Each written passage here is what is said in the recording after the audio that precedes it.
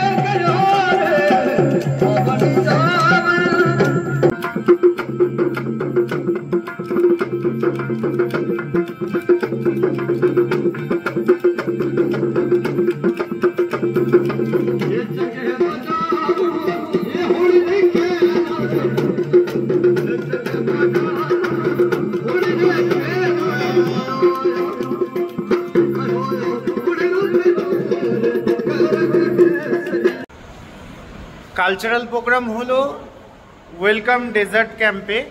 তো চলে এসেছি ডিনারে। আজকে ওয়েলকাম ডেজার্ট ক্যাম্পের যে আমাদের প্যাকেজে বাফেট ডিনার রয়েছে, তো একবার জেনে নেব কোনটায় কি কি আছে, একবার বলবো যে বলে দেওয়ার জন্য কি কি রয়েছে। এ কে আয়ে? জিরা রাইস রয়েছে, ডাটা কারি, গাট্টা কারি, গাট্টা কারি কোনো রাজস্থানি ফুড মেনু, মটর পনির রয়েছে, মিক্স ভেজ, আর যেটা আমাদের রাজস্থানীর মানে স্পেশাল ট্র্যাডিশনাল ফুড যেটা ডালবাটি চুরমা, সেই চুরমা হচ্ছে এটা রাজস্থানীদের একটা সুইট বলা হয়, একটা মিঠাই হচ্ছে এটা মানে চুরমা। ইয়ে এটা হচ্ছে বাটি, আর এটা ডাল, চাপাটি, ঘি, আর এই যে স্যালাড রয়েছে, এখানে পাঁপড় রয়েছে। তো চলুন